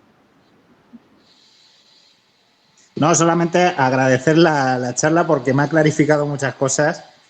Yo soy completamente un novato en el tema de lo que es el tratamiento de agua. Yo siempre he hecho hidromiel y cerveza prácticamente, pues no con agua del grifo, pero con la que compraba. No la tocaba prácticamente para nada. Y la verdad es que agradezco mucho la charla y que me ha servido para aprender muchas cosas. Muchas gracias. Perfecto. Muchas gracias.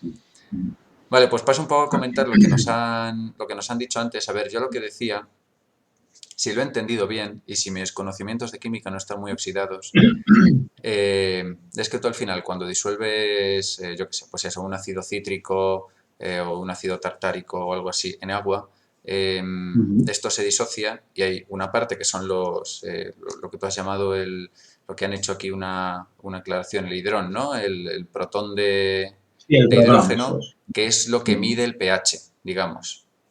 Eso es. Entonces, si tú luego disuelves, de igual manera que has disuelto el ácido, disuelves una base que se disocia, se va a generar un anión, ¿no? El OH-, que se va a combinar con el H+, y va a producir agua.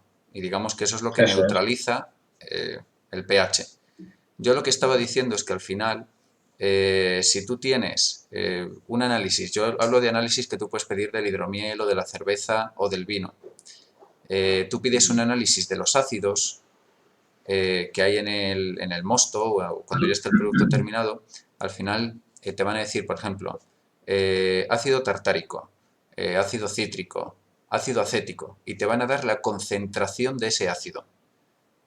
Pero que el pH final de tu hidromiel o tu cerveza lo que está midiendo es la concentración de los iones H+, ¿verdad? Y esos pueden estar neutralizados por los aniones de si has añadido alguna base para subir el pH o tienes un agua que es relativamente dura, que has hecho hidromiel con un agua relativamente dura, entonces puedes tener pues una serie de ácidos en disolución con unos valores relativamente altos, pero que luego no se refleje necesariamente en el pH, que es lo que has dicho tú del tema del tampón, ¿verdad? Porque pues esos ácidos que que se disocian en unos cationes H+, esos van a ser, digamos, neutralizados por las bases que van a estar también en disolución. No sé si lo he entendido bien, ¿verdad? A ver, al final a ver, por lo de los ácidos me voy un poco, pues no sé si por ejemplo, cuando utilizamos el lúpulo, ¿no? Los de la cerveza, que tiene pues X alfa ácidos, o no sé si es un poco así la comparación, pero a ver, al final el pH nosotros lo vamos a medir, es decir, se puede medir. Entonces nosotros cogemos nuestro pHímetro y decimos, pum, tengo un pH de 2 o de 3 o de 5, ¿vale? Y ese es el pH que vamos a tener, independientemente de lo que tengamos, ¿no? De que tengamos, hayamos añadido pues ácido fosfórico, tengamos ácidos de los productos que le echéis, etcétera. O sea, que al final es que no, o sea, no acabo de entender bien, porque al final el pH nos lo va a dar no los ácidos que tengamos, sino Eso la es. cantidad de protones que Eso tengamos es, disociados. eso es. Claro, entonces, esto se mide y si queremos modificar un pH, se tendrá que hacer con un ácido normalmente débil, un fosfórico, algo así. No una sustancia, normalmente este tipo de ácidos que son orgánicos, ¿no? Comentabas tartárico, etcétera, suelen ser ácidos más débiles también, ¿vale? Y pueden modificarlo, pero en pequeñas cantidades, ¿no? Pero al final el pH que tengamos lo vamos a medir. Yo tengo una disolución. Tengo un pH, me invento, de 3 y quiero llegar a pH de 4. Bueno, pues ¿qué tengo que añadir? Pues añadiré una base débil, normal, ¿vale? Una base débil y subo ese pH. ¿Tengo que bajarlo? Pues añadiré un ácido débil, normalmente para que no se disocie todo y no tenga grandes cambios. Y es con lo que lo vamos a hacer. Y lo medimos y ya está. Pero a partir de sustancias que añadamos que nos puedan dar sabores, etcétera, no es la manera de ajustar el pH. Y lo que tengamos en el agua, más disociado o menos disociado, solo lo vamos a saber con la medida del pH. A ver, se puede hacer el cálculo teórico, evidentemente. Sí. Pero dentro del cálculo teórico yo tendré una reacción y veré el equilibrio de antes, ¿no? Yo diré, bueno, pues si estoy a pH 3 y añado 5 miligramos de ácido fosfórico, de ácido tartárico, de ácido cítrico o de ácido acético, ahí yo veo, por ejemplo, el ácido acético, que es una molécula orgánica, ¿no? Ahí el ácido acético, los protones seguramente sean una parte muy pequeña, entonces sí que va a variar algo el pH cuando yo, es decir, que se puede calcular teóricamente, Sí. Vemos los moles de ácido tartárico, en función de los moles vemos los gramos que pertenecen, digamos, a esos protones, ¿no? Y a partir de ahí veríamos un poco cuánto contribuye a la variación en el pH. Pero no sé si me estoy yendo por otro lado, pero es decir, que no voy a controlar el pH porque añada cosas que se llamen ácido tal o ácido bajo. Sí, que además que no todos los ácidos... es que tampoco me quiero yo meter mucho, como tú has dicho, tampoco me quiero meter, porque sí que hay gente que está diciendo que a lo mejor, bueno, yo qué sé, pues eso, como el que intervenido antes o otra persona que está diciendo aquí, tendré que ver el vídeo desde el principio, me cuesta un poco estos temas de entender, que no todos los ácidos colaboran de la misma manera, o sea, quiero decir que tienes ácidos que son cadenas muy largas y que la parte que va a modificar el pH es muy pequeña en comparación con todo el resto de la cadena del ácido y ácidos, sí, por decirlo así. Eso es, que son más pequeñitos, entonces a lo mejor con echar menos cantidad. Sí. Claro, exactamente. Exactamente. Un ácido, voy un poco a lo más fuerte, ¿no? Un ácido sulfúrico, pues seguramente con muy poquita cantidad me va a variar mucho el pH. Un ácido acético, que es el vinagre, pues no va a variar el pH igual con la misma cantidad, sino que tendré que echar seguramente mucho más y a lo mejor ni consigo llegar a un determinado pH, porque el ácido acético no me va a bajar la solución a pH 1 nunca, ¿no? Entonces, por esto es algo un poco... A ver, para calcularlo todo bien exactamente hay que tirar de una reacción química, pues como hacen, yo qué sé, como podamos ver ahora de que tenga hijos así ya en el instituto, pues que al final ya se tiene que meter en cosas de estas y es un cálculo de reacción. ¿Cuántos moles de ácido sulfúrico tengo que añadir a una solución de pH 8 que tiene no sé qué? Pues, y ya es un cálculo teórico, ¿no? Pero al final yo tiraría de un pHímetro si queremos controlar ese pH, ¿vale? Es que no sé si... Sí. O sea, a ver, yo te estoy entendiendo, pero al final el ácido sulfúrico es H2S, ¿no? H2SO4. H2SO4. El sulfídrico que has dicho tú sí es el H2S. H2S. Pero es distinto. Vamos, cada uno tiene entonces ese H2S, pues se separará. El H, un hidrógeno contribuye, Sí. o sea, es, digamos, la parte, Sí, es todo que el resto, el claro, HS que eso sí, queda se ioniza. es una parte pequeñita en comparación con... una Sí, pregunta que te sí. quería hacer, porque luego hay gente también que nos pregunta, para saber con exactitud lo que tú dices, cuánto ácido de determinado tipo hay que añadirle a una disolución, a un agua, pongamos, que tenga pues ácidos y bases disueltos, para modificar su pH, necesitamos conocer casi exactamente la composición que tiene ese agua, ¿no? Claro, es que aquí ocurre eso, que si tenemos, nosotros podemos decir, bueno, yo para una disolución de pH 8, ¿cuánto sulfúrico añado para bajarlo a 4, por ejemplo, ¿no? Claro, depende de si tengo sustancias tamponantes o no. Porque si las Eso tengo, es, claro, si eso las es, y de la alcalinidad, que también hablamos que la eso es. alcalinidad del agua es la capacidad de, digamos, aguantar ese pH, ¿no? Entonces, va a depender de todas esas sustancias. No, o sea, sabiendo todo eso podríamos calcularlo, pero si no, no Claro, podemos es calcularlo. que yo lo digo por la gente lo que nos pregunta, a lo mejor que cogen y Claro, dicen, además es que fíjate, dicen, ¿cuánto zumo de limón le tengo que añadir a mi hidromiel para que baje de pH 4 a 3,5? Y yo, ostras, tío, es que es imposible que te lo pueda claro. decir, es que es imposible, porque no Sí, tienes un sí, análisis químico del hidromiel, no sabemos las sales que claro, tiene disueltas, las bases, etcétera, etcétera, y tampoco claro, sabemos tu zumo de limón, qué composición tiene, porque será un porcentaje de ácido claro, cítrico, sí, pero es un poco para que claro. la gente le esté escuchando que aquí no se hace magia Sí, tampoco, que no es una cosa sencilla de coger y decir, claro. hay que hacer muchas pruebas, Es, ¿no? ¿Verdad? esto lo mejor es la experiencia Eso y es. anotarlo. Es decir, yo para hacer un hidromiel utilizo el agua de Madrid y la miel de mis abejas, por ejemplo. Y yo sé que en estas proporciones que lo voy a hacer, con el ácido cítrico del limón, soy capaz de bajar el pH con 10 mililitros, lo bajo en 0,5 unidades. Mm, Perfecto, todo anotado. Y la siguiente vez que lo hagas, con esos mismos ingredientes, sí, te lo va a clavar. Y ya sabes lo que tienes que hacer.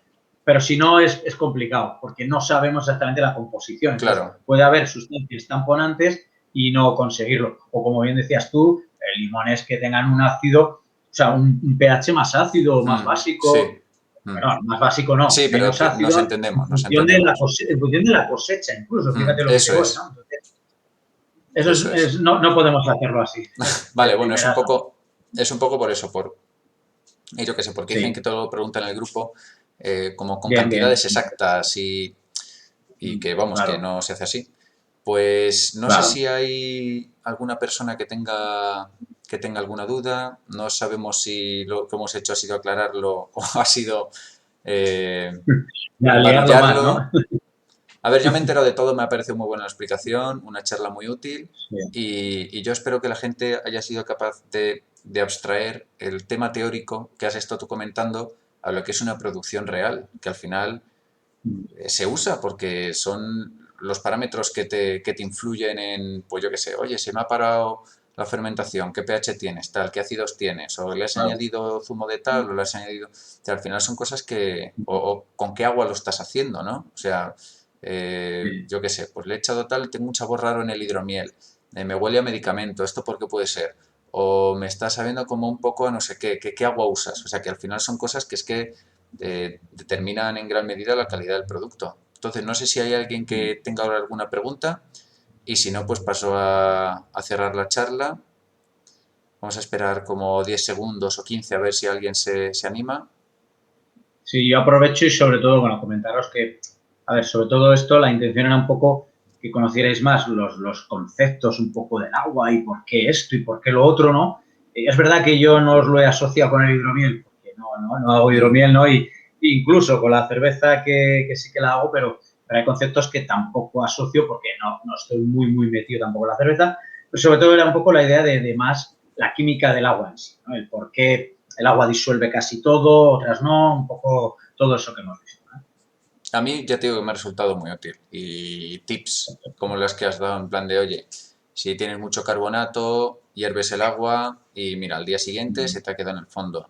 Si tienes equipo sucio, porque que se puede quedar con manchas blanquecinas, ollas, tuberías, tal, le echas vinagre, por ejemplo, cosas así, ¿no? O sea, yo creo que cosas para el día a día, si escarbas un poquito, encuentras, ¿sabes? Vale, pues creo que no hay nadie que quiera hacer ninguna pregunta, entonces pues muchísimas gracias, Carlos. La charla en principio, a no ser que me ocurra, porque siempre pueden ocurrir, me ocurren accidentes con el software o con el hardware, pero vamos, en principio la charla está grabada y vamos, tan pronto como digamos, porque queremos hacer como un cartelito para ponerla aquí bonito, para que se vea en la miniatura en YouTube y en la asociación, pues la pasaremos a subirla para que esté disponible para todo el mundo. Y nada, pues os conmino a todos, a los que no seáis socios de ESI, apuntaros, es gratis. Seguirnos en nuestras redes sociales, de Facebook, de Instagram. Y de nuevo agradecer a Carlos, bueno, que al final, fíjate todo lo que se ha extendido la charla, 1 hora y 3/4 al final. Sí. Y bueno, pues aquí tenemos aparte de nosotros dos, a 7 valentes que han estado aquí en todo momento. Y nada, pues eso, muchísimas gracias vamos, por toda la presentación que te has currado y tu desempeño y bueno, en general por la Nada, charla. nada. Sí. A vosotros la atención y bueno, pues aquí me tenéis por lo que podáis necesitar y bueno, pues espero que sirva de algo. Igual Sí, alguien se va hombre, más claro guiado que de sí, lo que hombre. viene. Pero Claro que bueno, sí. algo se gana. Muy Vale, bien, pues pues nada, nos vemos gracias. en la siguiente. Gracias a Vale, todos. Hasta luego. adiós. Adiós.